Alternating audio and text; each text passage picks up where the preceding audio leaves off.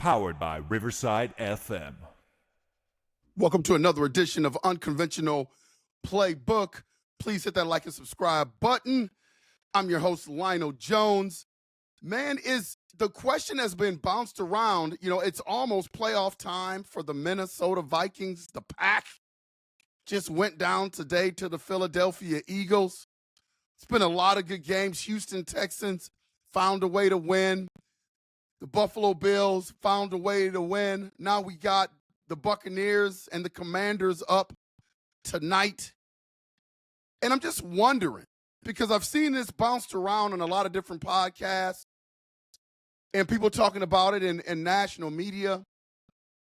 You know, is Kevin O'Connell coaching for legacy points? Because you can argue that if he loses this game tomorrow, there's going to be kind of a narrative that can be built in terms of, can he win big games?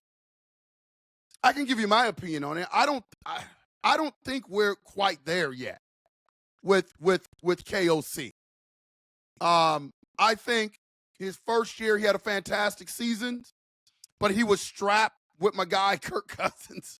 He was strapped. I mean, we had an opportunity to possibly go down and win that game, and the decision that Kirk Cousins made to check down, Mr. Check Down Charlie, Kirk Cousins, hurt us in that playoff game. And then last year it was a carousel of quarterbacks. We were very fortunate to win the amount of games that we won.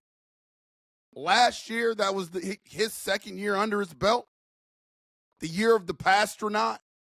And then this year he's doing a resurrection of Sam Darnold's career, going into a game where he's facing the Los Angeles Rams, who unfortunately has all type of distractions. And again, my thoughts and prayers go out to the people of Los Angeles and what they're dealing with there. That is heartbreaking and very unfortunate. You know, it almost seems trivial to talk football when you have people going through something like that, but maybe our podcast, maybe UP Nation, we can be a distraction to someone that may be going through some stuff. That is my hope. You know, and the same thing tomorrow night during the game. Maybe they can take that 3-hour time and just get away from what's going on if they can. So again, our thoughts and prayers go out to the people of California. But Kevin O'Connell, I don't think you can label him a coach, even if the Vikings, God forbid, come up short tomorrow night. You know, I think he just needs a little bit more time. Remember they had that narrative about Andy Reid when Andy Reid was in Philadelphia that he couldn't win the big games, and now look at Andy Reid now. You know, there were some people that wanted to get him out of football because they were like, well, he can win in the regular season, but he can't win the big games. And now Andy Reid arguably is one of the greatest coaches of all time, and he's the head of one of the best dynasties that there's ever been in football. I think it's going to be hard for the Los Angeles Rams to put away everything that's going on. I mean, all the intangible stuff, I mean, people have no idea. These guys are trying to concentrate on football, but I'm sure that those that may be living in certain areas are really affected by the wildfires that are going on, and they have family members and friends that they have to worry about. So, and now you're putting them in a situation where they can't even be close to home, like they're in Arizona, and they have to find a way to concentrate on business. That is the intangible stuff like that, man. That stuff is really, really hard. It is why sports psychologists make so much money, because the human brain is a fickle thing. It's hard to decompartmentalize sometimes when you have to. It's hard to ignore. It's hard to focus. It is why, again, sports psychologists make so much money. I can't imagine what the coaches, the training staff, the equipment staff, the football players, the front office people are going through while they're home and their neighborhoods, their communities are burning. And for them to try to leave that place, leave their loved ones, leave their friends, when on a daily basis, maybe they could be helping out in certain situations. where they have to concentrate on football. Just imagine that for a minute, UP Nation. I mean, that is tough. That is tough. And I do think that it will show up tomorrow night. Now, a lot of people think that it could galvanize the team. And again, it really just depends on how the Los Angeles Rams are wired. But I think it's going to be hard, man, to galvanize. When stuff like this happens, you take stock. You take inventory. And things that are probably important to you on a daily basis that aren't very important become less important when you're going through something like this. So I think that's going to show up for the Los Angeles Rams tomorrow. I think there's going to be, and you'll see it right away. I think there's going to be some times where they just lack focus. They don't look very well. And that's why I don't think this game is going to be as close as everybody says it is. Now, the Vikings got to take care of business. Like, the Rams aren't going to come in here and just lie down. Like, the Vikings, they have to take care of business tomorrow. When you go back and you look at the first game, I look at the numbers for Matthew Stafford. Matthew Stafford went 25 for 34, 279 yards, 4 touchdowns, 1 interception. I mean, he was dealing out there. And if I remember the game as correctly as I think I remember the game, like, our pass rush really didn't seem to bother him. Like, we couldn't get home. And I know, listening to B-Flow talk, he was like they were scrambling. They didn't expect Puka Nacua to play. They didn't expect Cooper Kupp to play, or else they would have had a completely different game plan. So I think the Vikings, in terms of their defense, is going to be a lot better tomorrow night versus the Rams, because I think they're just going to have a better game plan. There is no expect the unexpected. The personnel that's on the healthy list is going to be on the field to play, and I think B-Flow is going to be ready for them. The Vikings have to be stout inside. Like we always talk about, we need 2 things. We need interior offensive linemen, which we do, but we also need those interior guys on the defensive line. Tyron Williams went for 97 on 23 carries last time, and so it was timely runs. It wasn't like, we were overmatched and he dominated the game, but he had timely runs. He put them in 3rd and short situations. When you have a running back like Mr. Williams, he can keep you on schedule.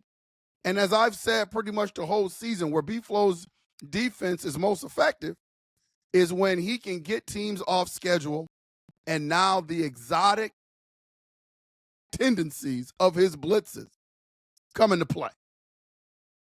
And so that's going to be really, really important tomorrow for the Minnesota Vikings to be able to stop the run. They've got to be able to stop the run. Super important for the Minnesota Vikings.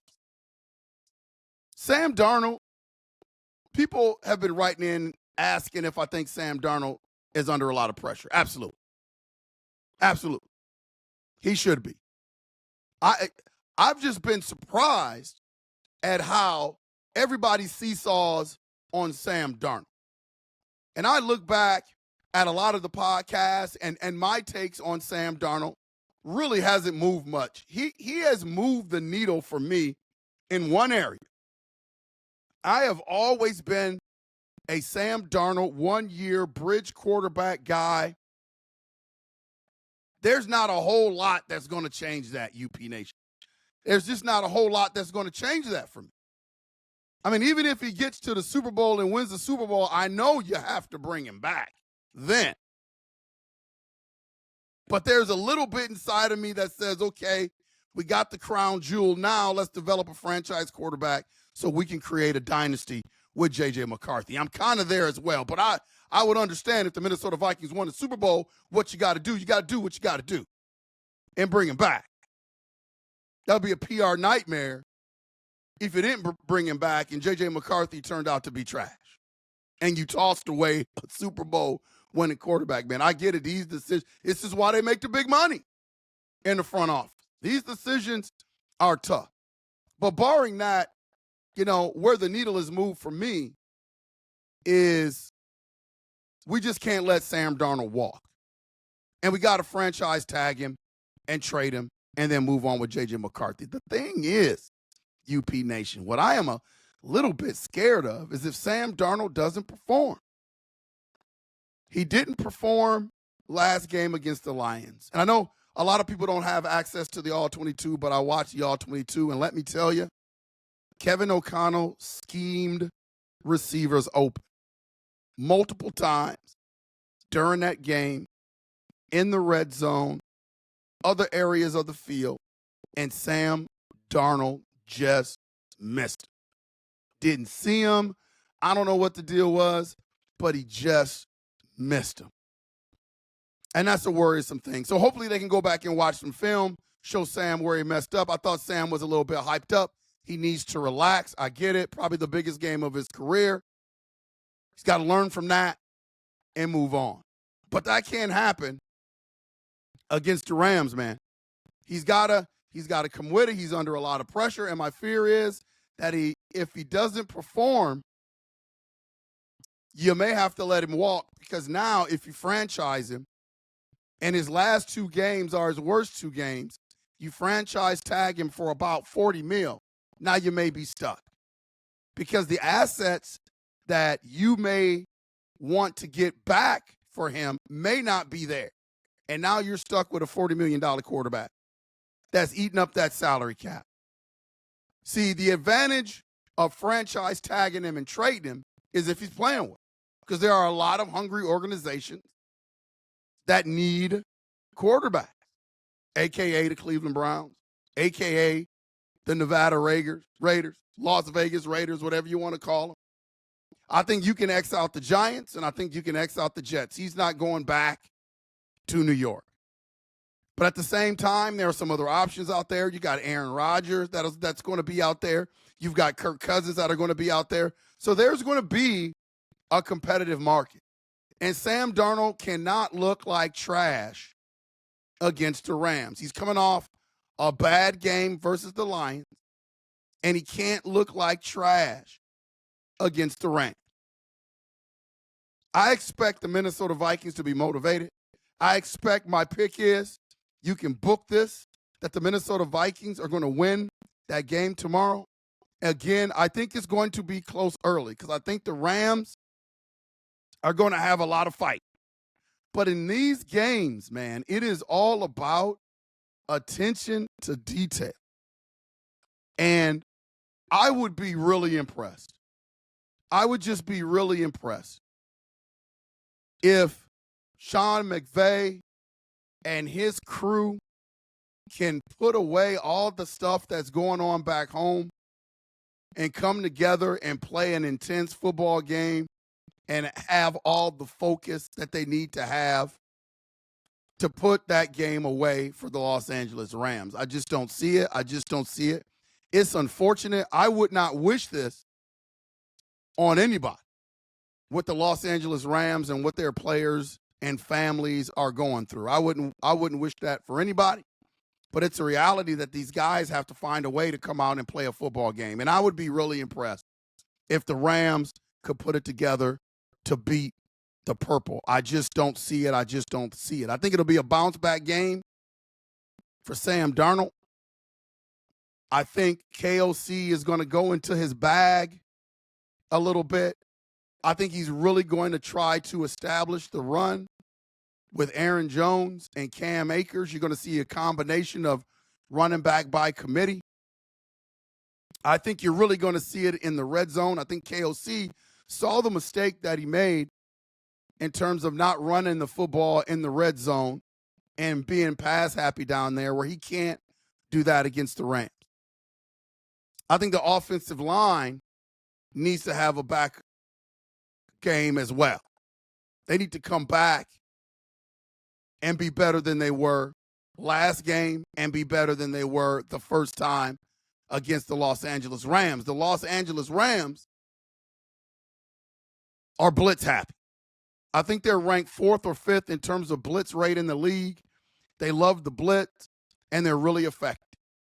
Sam Darnold, for the most part all year, has been really good against the blitz. He's got to continue to be good against the blitz Monday night, not turn that thing over. He has not been turnover happy for a long time. So I hope that that doesn't come into play tomorrow night.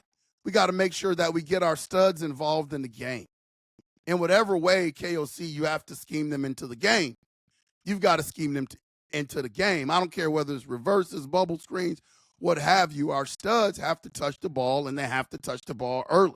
Justin Jefferson has to touch the ball early. Jordan Addison has to touch the ball early. TJ Hawkinson, he's got to touch the ball early. You got to lather these dudes up.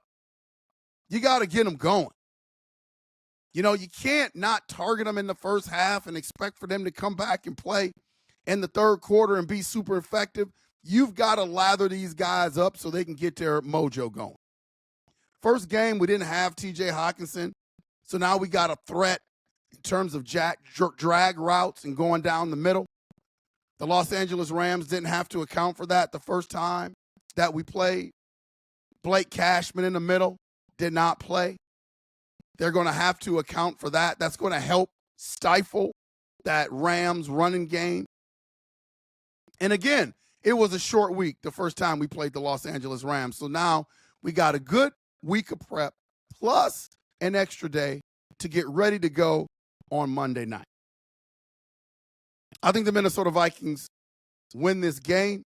I think it's going to be close early, but I think as the game goes on, we're going to exert our will, and I don't think the Rams are going to have what they need to have to stop the will of the Minnesota Vikings.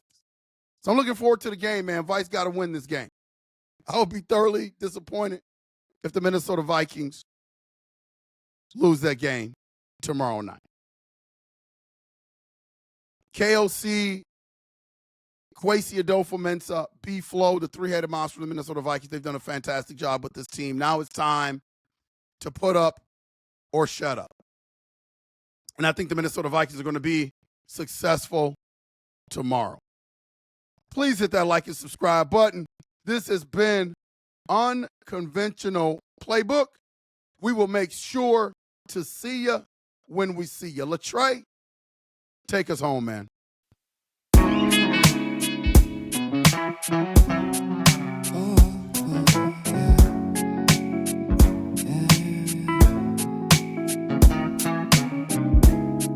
I don't know who I am. Can I say I'm a man? Am I losing my mind? Am I wasting my time? Do I know who I am? I don't know who I am. Can I say I'm the man? I don't know, I don't know, I don't know.